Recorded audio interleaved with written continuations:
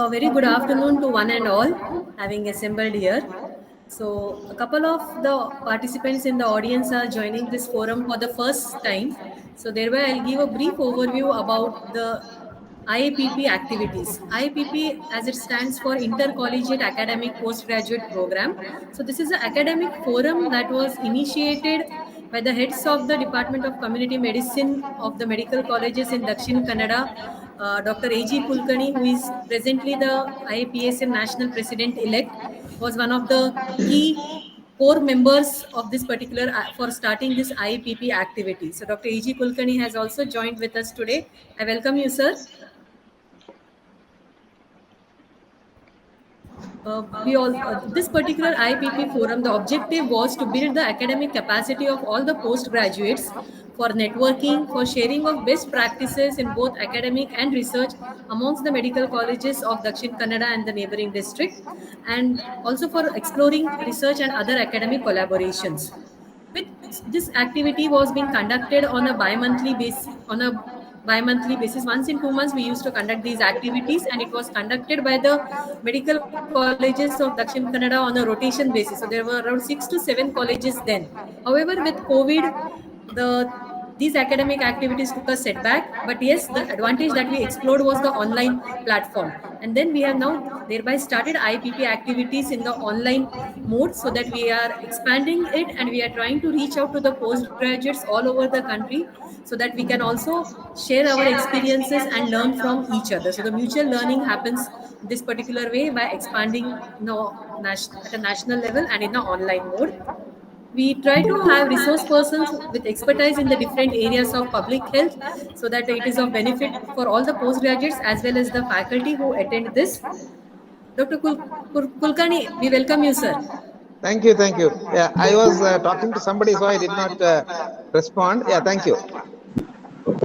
Sir. So Dr. Annara Kulkarni has been my teacher during my undergraduate days, and now sir is also working in Karnataka. So we work closely on many aspects, and so I'm still looking at sir as a teacher and as a guide and as a mentor throughout. Thank you, Poonam. So now I welcome Dr. Achelal Pasi. Uh, as a resource person, we thank Dr. Achelal Pasi for accepting our invite and being the resource person for today's session. I'll just read out a brief CV about Dr. Achelal Pasi. Dr. Achelal is currently working as Deputy Director under Public Health Specialist Sub-Cadre of current Central Health Services, Ministry of Health and Family Welfare, Government of India. His current designation is Airport Health Officer, posted at Airport Health Organization, Mumbai, and his job profile includes implementing international health regulations at the points of entry. Dr. Achelal has completed his MBBS and MD Community Medicine from St. GS Medical College and KM Hospital, Mumbai. He has also completed his Epidemic Intelligence Services, which is a 2-year field epidemiology training program conducted by NCDC India and CDC Atlanta. He has also completed his postgraduate diploma in Human Resource Management and Hospital Administration. His earlier work experiences include working as a surveillance medical officer WHO for the National Polio Surveillance Project, working as a technical officer for STI in the ASTHA project, and also as a research officer, scientist B in ICMR Institute, National Institute for Research in Reproductive Health, Mumbai. He also has a vast research experience, which also includes more than 50 publications in various indexed national and international journals. And and thereby we feel that Dr. Achelal is the best person for with his wide experience and present current work profile as such, best resource person for this topic of role of points of entry in international health regulations. So we welcome Dr. Achelal Pasi for the session. Dr. Achelal, over to you. Thank you very much, madam. Am I audible? Yes, you are audible. Thank you very much, madam, for this nice introduction. And first of all, I would like to thank Dr. Poonam, madam, for considering me as a resource person for this talk. We welcome all the participants on behalf of APHO Mumbai, Central IH Division, Director General of Health Services, Ministry of Health and Family Welfare, Government of India. Madam just shared with you few terminologies, point of entry, international health, One minute, Dr. Achilal. all. May I request Dr. Bhumi to please mute because it is disturbing others. Participants, Bhumi, who is Bhumi Sunny? Will you please mute?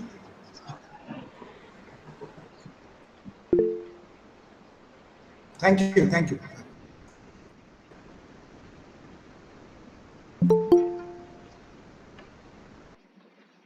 Dr. Achilal, please proceed. Thank you. We request all participants to kindly mute their audio and switch off the video so that there is no network issues. And question answers will be discussed towards the end of the session. Participants can post their questions in the chat box as and when they wish to. All the questions will be dealt towards the end of the session. Thank you. Dr. Achilal, please continue.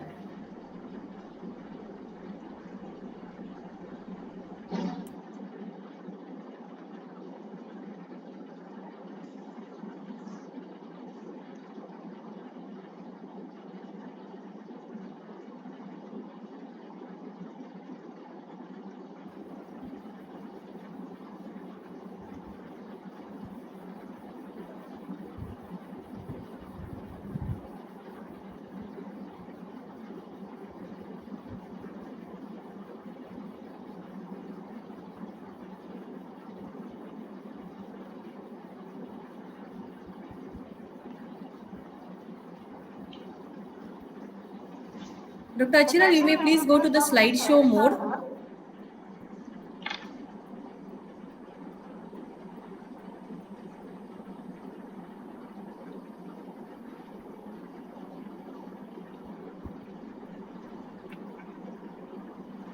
Yes, the presentation is now on in slideshow mode. You may please start.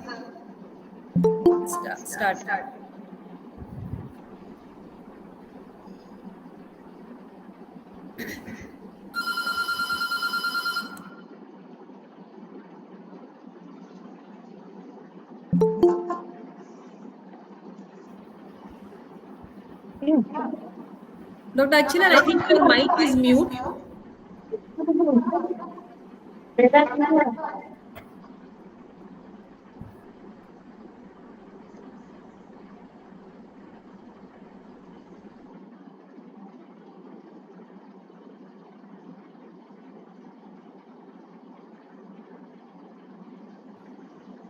Can you hear me? Now we Hello, can am hear I you. audible? Now you are. We can hear you. Audible. You are Yeah. audible now. Sir, can you see the slides? Yes, you may please put it in slideshow mode. Yeah. Now it is in the slideshow mode. Can you see, madam? Yes. Perfect. Yeah, thank you very much. So, Thank you. what I was just trying to say that in next 30 to 35 minutes, what I will be discussing with you is what we do at point of entry. So, these are the terminologies, what is being used in international health regulations. So, there will be a lot of things. Maybe you will be hearing for the first time, or you must have been heard. But what I will be discussing with you is how we use those things. So the my talk is basically role of point of entries in international health regulations. So what you can see on the slide is APHO, that is Airport Health Organization building. It is ground plus 5-storied building just next to Chhatrapati Shivaji Maharaj International Airport.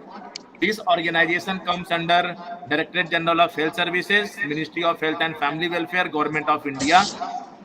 So you can see this sky walk, or this is the departure side नहीं ये going तो कुछ की नहीं उन्होंने flyover. इसकी Just below that we have speakers this. कौन रहेंगे इसमें ये सब करना पड़ेगा ना उनको पूरा स्केड्यूल बनाना पड़ेगा कि ये सब होगा Dr. ये सब Shalini, होगा Dr. Shalini, please mute your audio. What I will be discussing with you in next few slides is what is the current status of IHR and point of entry, what is the scope of implementation of international health regulations at point of entries, role of point of entries in IHR, including PHEICs. PHEIC, what I mean is public health emergency of international concerns. That is learning from experiences. Whatever we have done in past few years, I will be sharing with you all. So coming to the first part, international health regulations.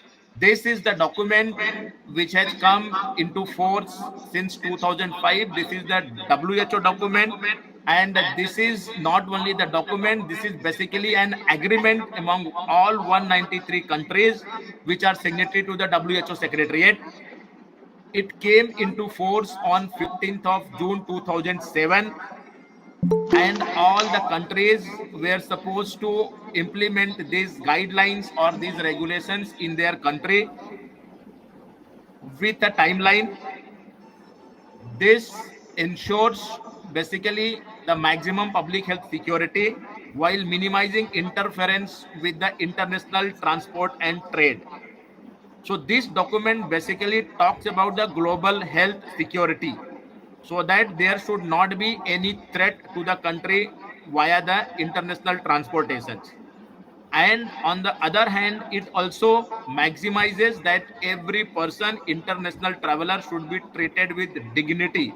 There should not be unnecessary hindrance in the person's travel, let it be from any country, any religion, any creed. So this document is legally binding.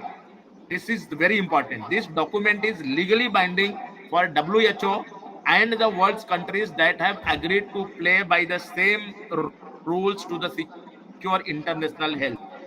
It's a legally binding means if some country is not following what is being said into this document, WHO has right to take legal action or punitive action against that particular country. And that can be in the form of restriction of trade and travel to that particular country. So this is the document.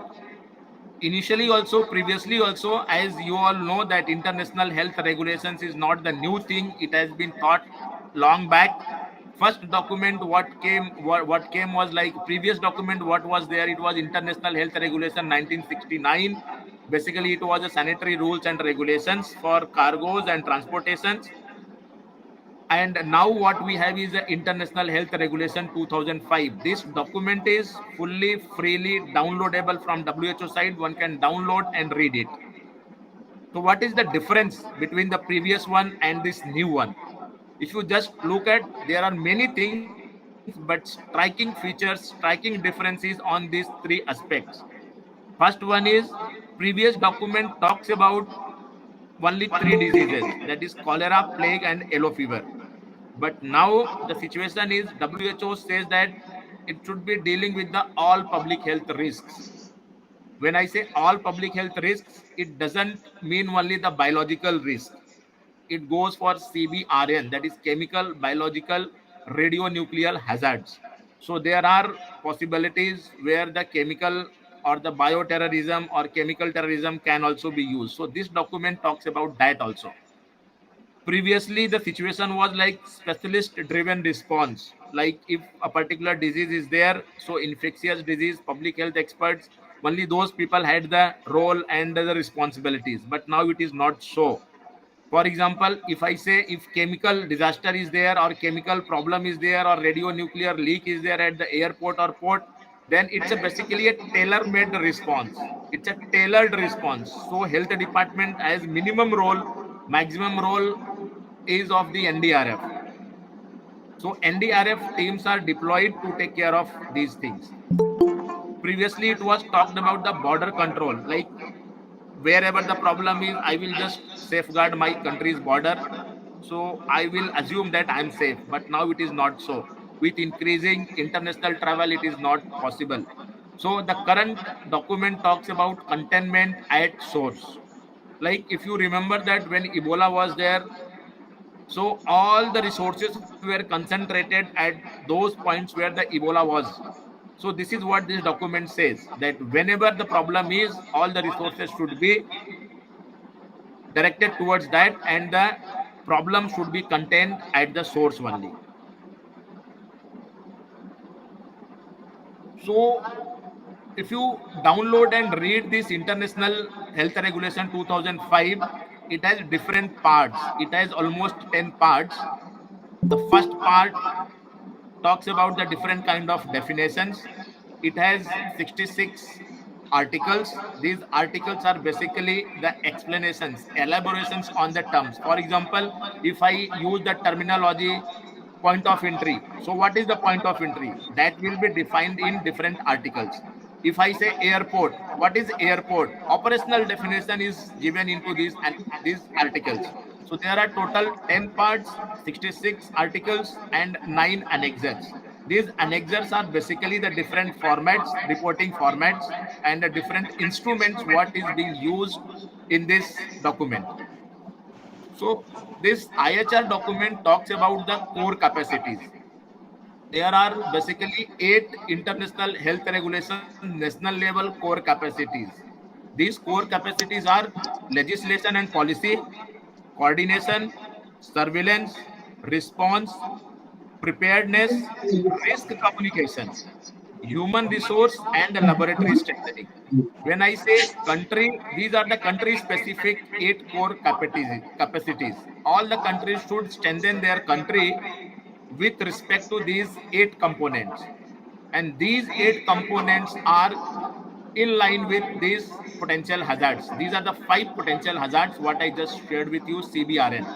So these potential hazards are possible outbreaks or possible pandemics can happen because of infectious disease, zoonotic diseases, food safety or the food related diseases, chemical and radionuclear. So we club it as a CBRN, chemical, biological and radionuclear hazards.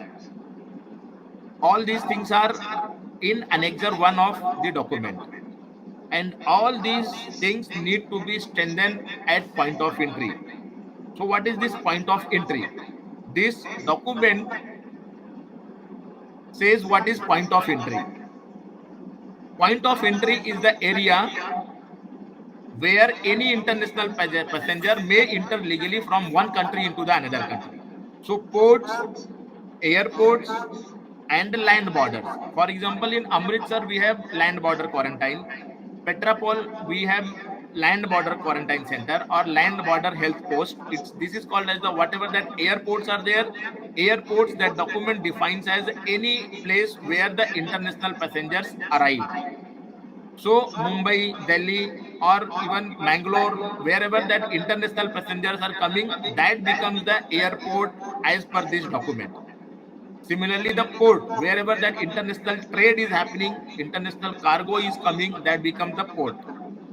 So these port health organizations, airport health organizations, and land health units are the point of entries. Primary objective of these organizations is basically to prevent entry and transmission of infectious diseases. How the diseases prevention is done, I will share with you in few slides afterwards. And also to manage the PHEIC across the international borders. For example, PHEICs like Ebola, Zika, monkeypox, or this COVID pandemic, there are defined and specific role of these point of entries that comes under the duties of point of entries. Health measures are undertaken as per the international health regulations and in accordance with the Indian aircraft public health rules and Indian port health rules. These are the two documents basically. Whatever activity we do at point of entries, they are basically, it's a let down documents, all the rules and regulations which is given into the Indian Aircraft Public Health Rule 1954 and International Health Regulation 2005. We don't do anything in general. Whatever specific task has been assigned, we do that. These are the locations of we have central IH division. Our website is ihpoe.mohfw.gov.in. I will request that all the students may visit at least once this site. You will have a lot of information and you will definitely, there will be some value addition to your knowledge. This is the first page of the site and you will find a lot of information. So APHOs currently, when I say airport health organizations are point of entries to manage the transportation at the air transportation basically. So currently there are 28 operational international airports where the international passengers arrive. and there are 12 more which are under development. PHOs, there are 10 PHOs, 4 are under development, and land port health units, there are 3, and 8 are under consideration, under development. So you can see their exact location into the map.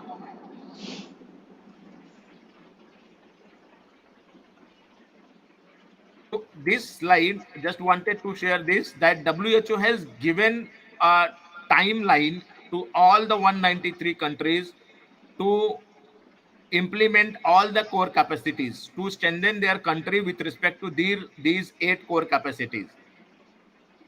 As I shared that they started to implement in 15th June 2007. It was like assessment kind of thing. Countries will be doing their own self-assessment and WHO will be rechecking it. And based on that, in 2017, India becomes IHR compliant country. So all 8 core capacities, we have strengthened our country in that. Since 2017, India is IHR compliant country as per the WHO. So what we do in the form of IHR implementation at ports, airports, and ground crossing is three things basically. One is prevention, early warning, and response. Prevention is in the form of like vaccination. Those who are traveling to the endemic countries for the diseases which are not in our country, like yellow fever, vaccination is one part. Sometimes some outbreak is going on in some country. If the persons are coming, so specific instructions are there that those passengers from those countries need to be screened. So this is the component of the prevention. Like when the dead bodies are coming from different countries of the Indians died abroad, we do take certain precautions, that is towards the prevention component. Early warning. Early warning is like when some problem is going on, we do thermal screenings. We do screen the passengers with the help of questionnaire pro forma, just to screen the passengers to find out the high risk passengers. So that is the early warning signs. Response in the form of whenever COVID kind of thing or Ebola kind of thing or PHEIC is declared by WHO, so point of entries become active and they do the directions, they do the activities as per the directions of the country and WHO. So these are the functions of point of entries. This is what we do at APHO Mumbai. More or less, almost everything is being done at all other airports also, and ports also, and line port health units also. So what we do is yellow fever and polio vaccination. That is what I told you in the preventive component. Surveillance of international passengers and a crew for yellow fever disease. Quarantine of passengers. Persons who are coming from the endemic countries of certain specific diseases, if they are not complying with the rules, then the person need to be quarantined. So we have a quarantine center in APHO Mumbai. We do quarantine the passengers over here. Public health clearance of dead bodies or human remains, about the persons who died abroad, Indians and their relatives want to bring the dead body to country for final rites. There are certain rules and regulations which need to be followed, so we follow that also. And just to prevent the foodborne outbreak, something like that, so we do the food safety and surveillance duties also, food and water safety duties at the airports, vector surveillance activity, because we know that yellow fever is not endemic in our country. So the transmission of yellow fever in our country, vector surveillance is done. And also as and when required, like Zika was one of the PHEIC during which vector surveillance, because it was a vector borne disease. Flight disinfection, again this is done to take care of the yellow fever transmission. Sanitary inspections of the conveyance, aircraft or ship, that can be done. And training and teaching, like to postgraduate students of the medical colleges, and training of other staff of different APHOs, PHOs and point of entries, we do that also. And whenever sometimes medical and flight emergencies happen, that also we manage. And public health emergency of international concerns, whenever WHO declares, country guide forms the guideline and we follow that also. These are the almost 10 activities what we do at any point of entries. At point of entry, the functions requires a lot of coordination with other stakeholders. It's basically a teamwork, and where the health department becomes a nodal agency. If you just look at this slide, you can see that there are many work APHO does in coordination, in licensing with the operator. Some places it is Airport Authority of India, and many places now it is a private operator. So here in Mumbai we have the MIAL, that is Mumbai International Airport Limited, Adani. So whatever connections, whatever work we want to get done from the airline operators committee, so we get it done through airport operator. Also related to the cargo things, we get it done directly from the airport operator. We other stakeholders are CISF, Bureau of Immigration, Customs. They play a very important role, because whenever some outbreak is there, some pandemic is there, these are the people who are at risk, who are the people who will be coming into the contact of the international passengers. So we need to train these people also. We need to make these people also on alert. BCS is there, that is the Bureau of Civil Aviation Security. These are the people who work for the security of the airport also, and they issue the airport entry passes.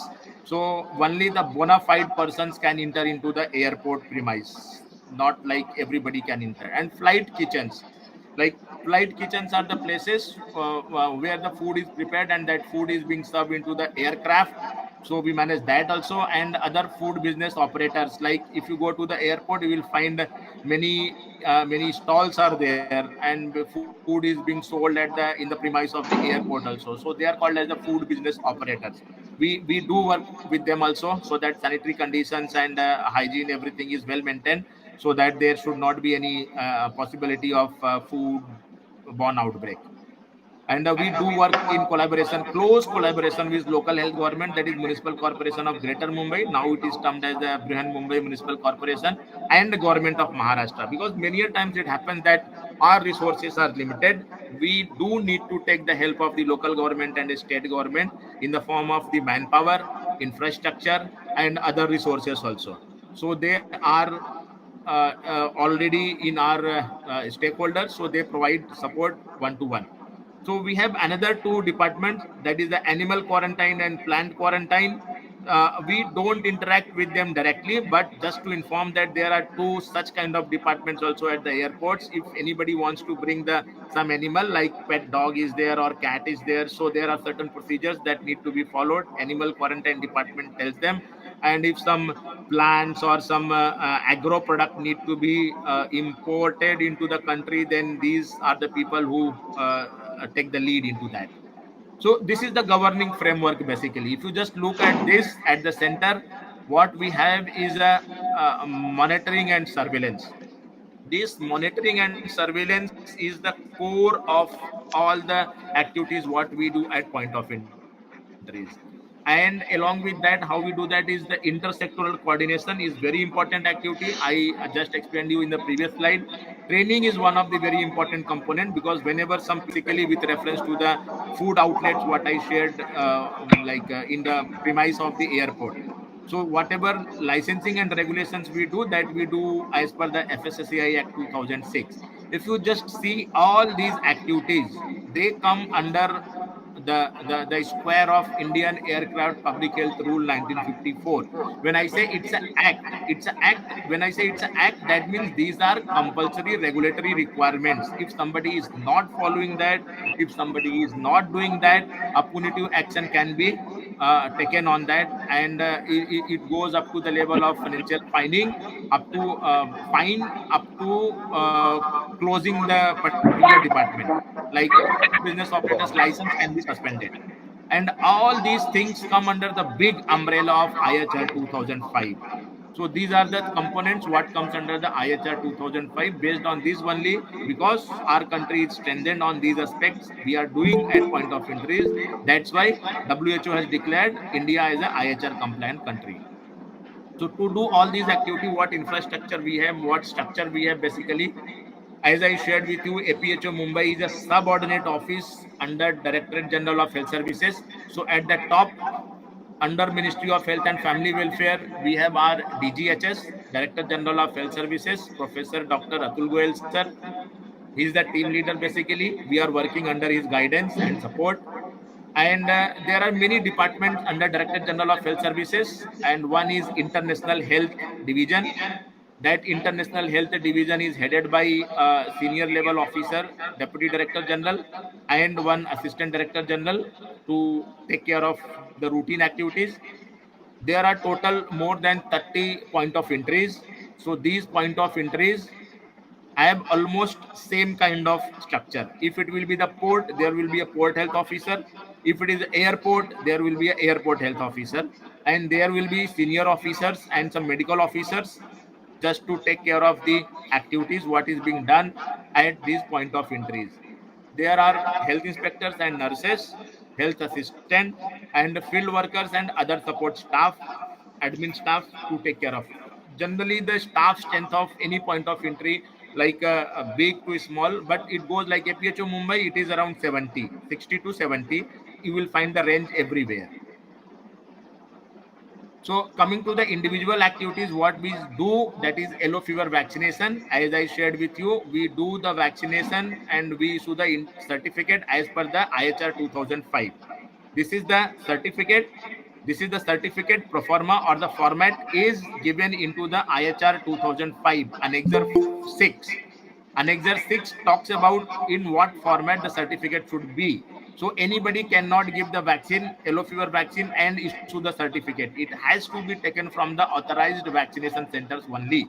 And centers will be authorized by Directorate General of Health Services. One has to give a request to Director General of Health Services, then site inspection will be done.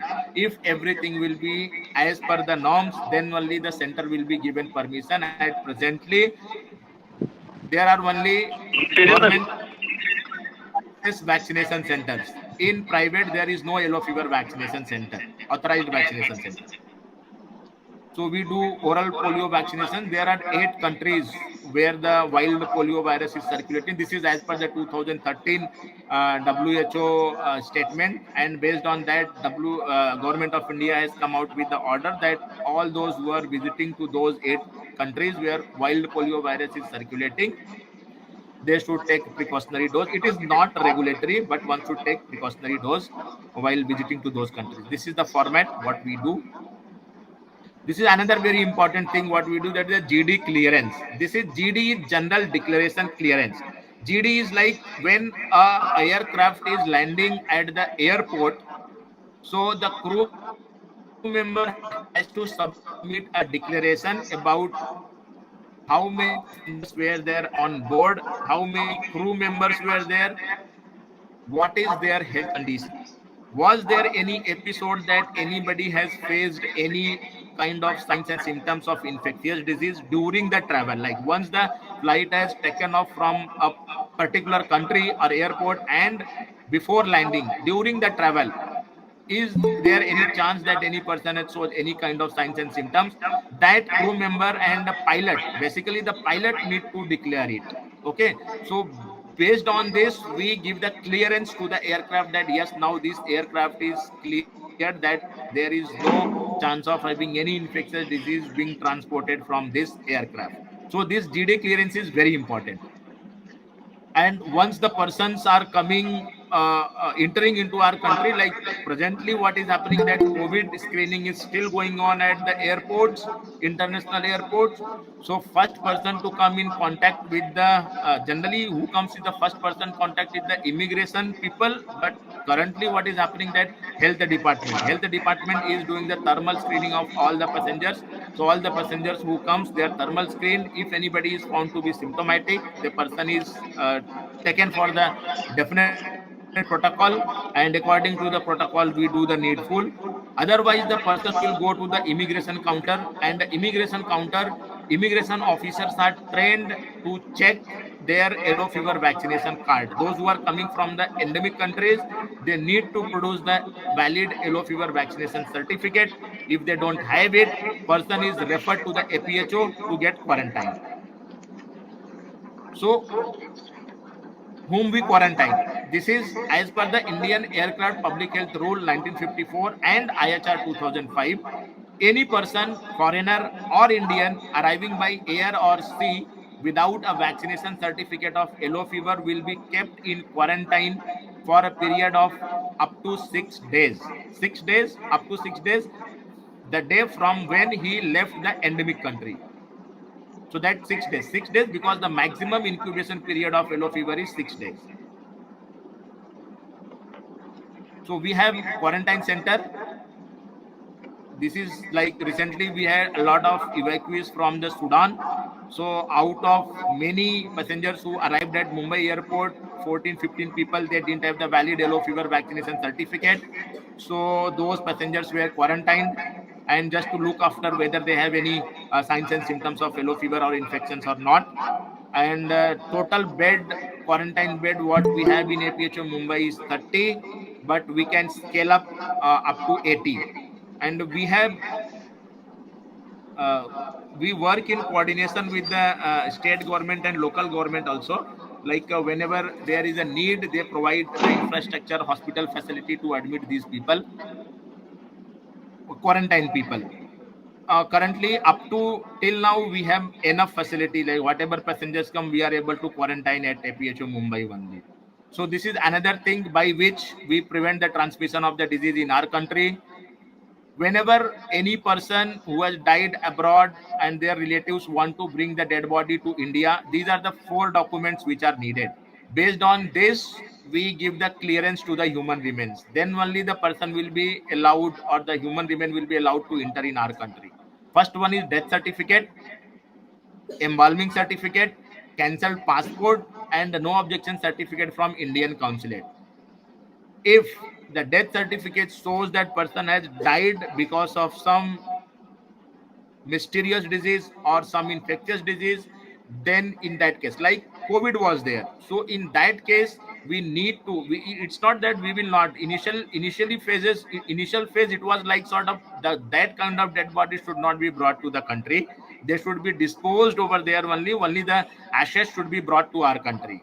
But afterwards, uh, like understanding, when there was more understanding into the epidemiology of the disease, then the guideline was that dead body may be brought to the country, but with special precautions, that body should be disposed with no touch technique. And APHO will inform to the local health department and the local police also. The disposal of the body will be done in the presence of the police, and that will be informed to the local health department. So this is the regulation in respect to the human remains clearance.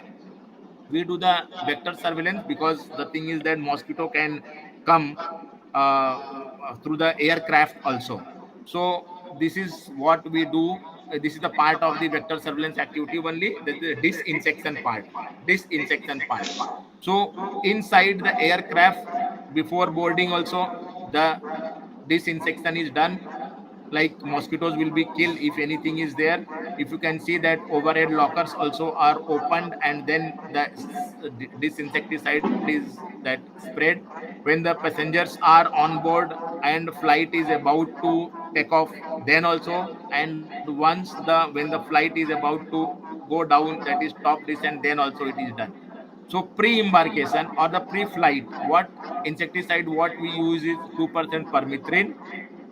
And once the passengers are boarded and blocks from the tires of the aircraft are removed, then also it is done. That is what chemical we use is a 2% diphenanthrene. That is called as the block away method. And once the aircraft starts descending into the airspace of the destination country, then also it is used, that is called as the 2% diphenanthrene, permethrin and phenanthrine. This is what. And the dose is 35 grams per 100 cubic meter. All these aircraft, there is Airbus 320, 474, all these have their proper made. So we know from the airline that what is the volume of that particular aircraft. Based on that, whether one cane will be used or two canes will be used or four canes will be used. And based on that, at the time of landing, after landing, crew members will submit empty aerosol cans to APHO Mumbai. So that shows that that confirms that person has used it. And nowadays people are using residual disinfection. 2% permethrin is used, and this once the residual disinfection is used, the aircraft may be used for up to 3 months without doing in between in disinfection. We do the food and water safety also. These vendors need to get certificate from the designated officer APHO Mumbai, and a designated officer issues the certificate or the license only after doing the site visit and seeing that everything is at par. These are the checklist. Maybe you can go through this afterwards. This is the as per the FSSAI. Based on this checklist, if everything is okay, license is issued. If such kind of we find anything, we give the improvement notice. If the person is not improving, we do fine. If the person is not improving on that also, we temporarily suspend the license of the person. If on that also, then we cancel. Till now, nobody has gone up to that level. This one slide just to summarize that what is happening. See how a disease or a infectious disease can enter in our country. Left side you will see that how it can enter, and right side the what are the mechanism we are using to prevent that. First thing is that it can enter through the passengers. So what mechanism we have? We have the mechanism of GD clearance and vaccination. See, that's why that during the voyage also the crew member pilot has to give the declaration that all the passengers were okay during the flight. Then only the person is allowed to enter in our country. And vaccination so wherever possible, like COVID was there, yellow fever is there, oral polio is there. So wherever vaccination is needed, the person need to produce the vaccination certificate. So we ensure that through passengers it will not enter. Similarly, crew members also we ensure that it will not enter, because they also follow the same thing. Through aircraft, disease can enter through the aircraft, but at every time we are doing the disinfection with respect to the yellow fever, and during the COVID time disinfection of the aircraft was done before they board the passenger from the this country. For vectors, like we do the vector surveillance, and we always try to keep the Aedes survey. Basically, Aedes aegypti index or container index below the permissible limit. uh, Diseases can enter through the dead bodies, so we have a very stringent criteria and a specific way to prevent the entry of infectious disease through dead bodies. So it cannot enter through dead bodies. Also it can enter, disease can enter through the pet animals, but we have the animal quarantine department also, so they take care of that. Plants and plant products, so plant also quarantine department is there, they take care of that. It can enter to the food, or outbreak can happen, so FSSAI regulation is there. So if you just look at this, almost there is no way by which it can happen. So that's why IHR or WHO, CDC, all the international organizations, they are moving towards global health security. So IHR 2005 document is part of the global health security, and strengthening of the point of entries are part of the global health security agenda. So this is just to share a few experiences what we have learned during our previous PHEIC management. So if I have to say that what is PHEIC? PHEIC is defined in IHR 2005. It is an extraordinary event which is determined to constitute a public health risk to other states through the international spread of disease, and to potentially require a coordinated international response. And to this, there is a mechanism by which one can declare whether this is a PHEIC or not, and only the Director General WHO has right to declare whether a particular disease or health event is a public health emergency of international concern or not. Currently, you must have heard that Director General of WHO has declared that COVID is no more a public health emergency. So this is what we do whenever such kind of things happen. So this is like something, a mass scale resource mobilization happens to take care of the things. So it has definite steps mechanism what I just shared with you, that one has to go with before declaring whether this is a PHEIC is not. That is detection, verification, risk assessment, and then response. Verification, like you must be knowing that as part of the IHR 2005, part of that, NCDC is, that is the IDSP department of the NCDC is the national focal point, because all the states, districts are reporting daily reporting is, or the weekly reporting, all the reports are going to the IDSP department. Based on that, the nodal surveillance agency for nodal agency for the surveillance is NCDC. So NCDC is the focal point, the national focal point. So anything unusual, if it is found by the NCDC, they will report it to WHO. This is at the verification level. Event notification, whenever they find anything unusual or need to be reported, and they report within 24 hours after the assessment. So what are the things which can be done? So there are different groups. This is given into the annexure 2 and 3. Annexure 2, basically annexure 2 disease list which are need to be notified to WHO. Four diseases are there. Even if single case is there, that need to be notified to WHO, and maybe that can be declared as a PHEIC. Smallpox, poliomyelitis, human influenza, SARS. If any of these four diseases, even a single case is there, that should be notified to the WHO, and there is a possibility their technical team will discuss, and if that can be declared as a PHEIC, has the potential to get declared as a PHEIC. Similarly, utilization of the decision instrument, there is one annexure 2. This annexure 2 is very important. This annexure 2 is the decision making instrument, basically whether the PHEIC need to be declared, whether the thing that event need to be notified or not. These are the four questions one need to answer. First question is the public health impact of the event serious? That means, is the mortality is more, morbidity is more? Second question is the event unusual or unexpected? Third thing is there a significant risk of international spread? Fourth is there a significant risk of international travel and trade restrictions? If answer to any of the two question is yes, then that event need to be notified to the WHO. Otherwise also, the national focal point can notify it to WHO, and WHO will do at their level. But if answer to any of these two question is yes, then definitely it need to be. So this is the annexure 2 of IHR 2005, which helps in decision making whether the health event need to be notified or not. And all the point of entries, they have this public health emergency contingency plan. This contingency plan gives all the contact details of the nodal persons who will be implementing the preventive measures or response at the point of entry. So this is the specific document and is available to the specific people only.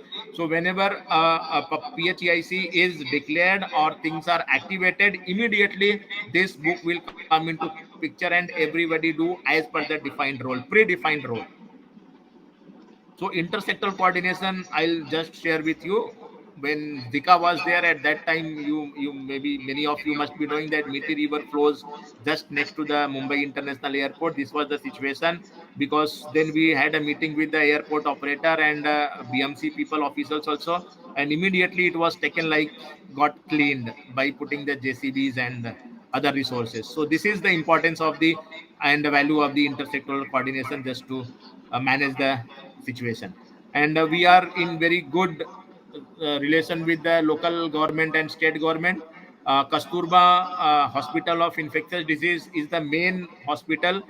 Whenever we come across any suspected case of infectious disease and need to be admitted, this is the hospital where we send the person to get admitted. Quarantine we do at a PHO level, but if the person needs admission, then we admit at Kasturba Hospital. And when it becomes more, then government just allows other hospitals also. Like during the COVID, Seven Hills Hospital, whole hospital was utilized for this admission of the passengers who are having these COVID symptoms. And we are in coordination with the RN Cooper Hospital also. Now they have been recently given the permission for yellow fever vaccination. They will also start the yellow fever vaccination. And in the campus of the Kasturba Hospital, we have a PCR laboratory also. So the person sample need not be sent to the Pune. The samples get tested there and there only. So this is a good resource what we are having in the city of Mumbai. And the training we do, this is the training session for the Bureau of Immigrations.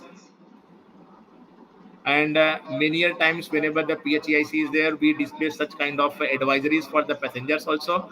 So that person will be coming whenever they have the place, like baggage area is there, screening area is there, they will be able to read, and whatever advisory is there, they will comply to that.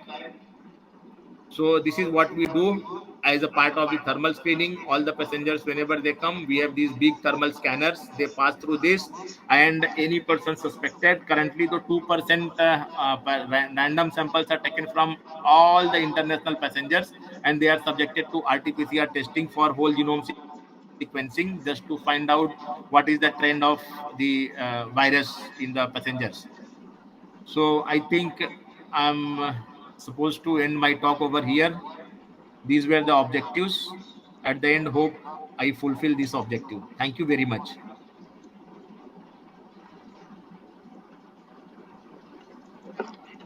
Madam, I'm done. Yes. Yeah, thank you, Dr. Achala. That was really a very interesting session on IHR and at the portal of at points of entry. I think that has for all the postgraduates and the audience who are assembled over here, it must have been really excellent and an informative session for all of us, because this is something I think which postgraduates would otherwise not get to read somewhere else. And with your sharing of experiences. At what you have practically done on the ground experiences are really very interesting to know all that.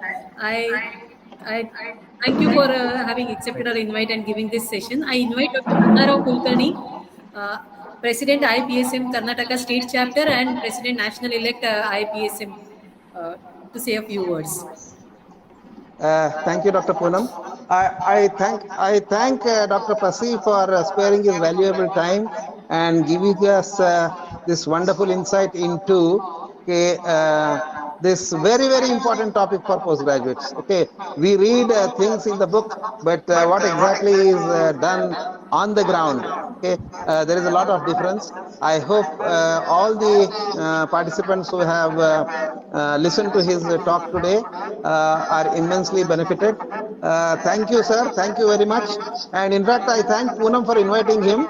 And I hope she will continue to invite such valuable persons for future IAPP sessions also. Thank you. Sorry, I am conducting actually internal assessment examination. So I will stop here. Please continue. Yeah, thank you. Thank you, sir. Thank you very much, sir. Thank you. Thank you, sir. Thank you, Dr. Achala. So the forum is open for a question answer session. Any questions from the audience or any comments or anything that anybody would like to say? Yeah, Dr. Achalal, it was really a treat to listen to you. And actually, it is coming from a public health practitioner who is practicing and leading from the front in all these aspects. So it was very beneficial for each one of us. So thank you. Thank you, sir. Thank you very much, sir.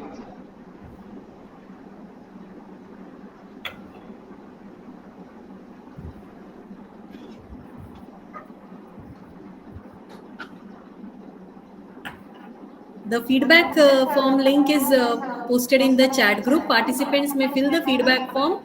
It will auto-generate a participation certificate that would be sent by email to the respective email ID that is mentioned in the feedback form. The feedback form link will be open till 3:15. Any other questions or anything from any of the participants before we close for the day? Dr. Achila, there are requests from participants to share the presentation. Yes, ma'am, you can share. I think I have already shared with you. You can share this, ma'am.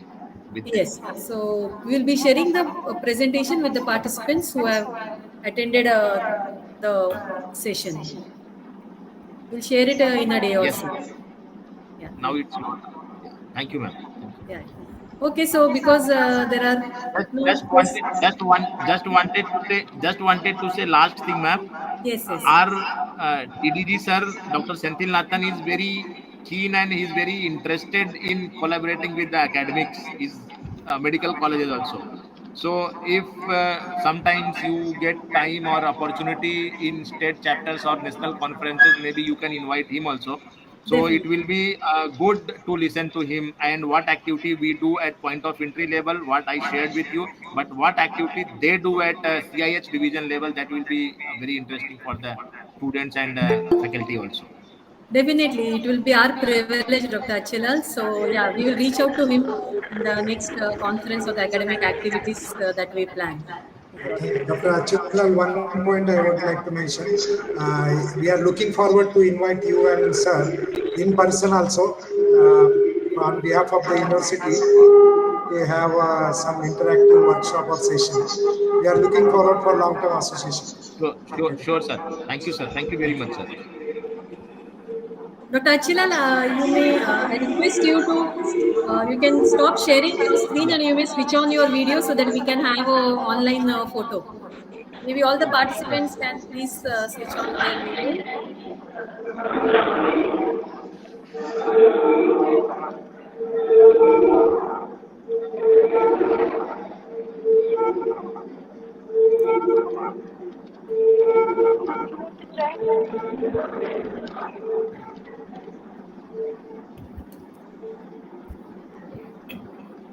I can see myself. So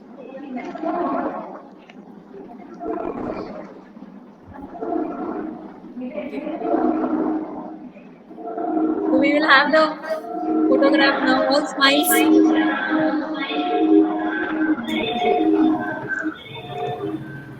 Yeah, Dr. Chaitra, hello. Yeah.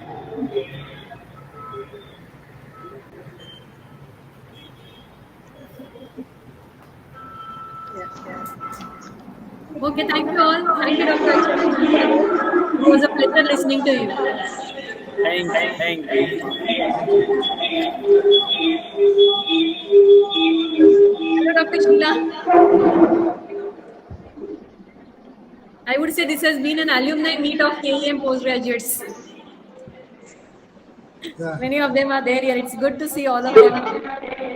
Hello, Thank you for madam. joining.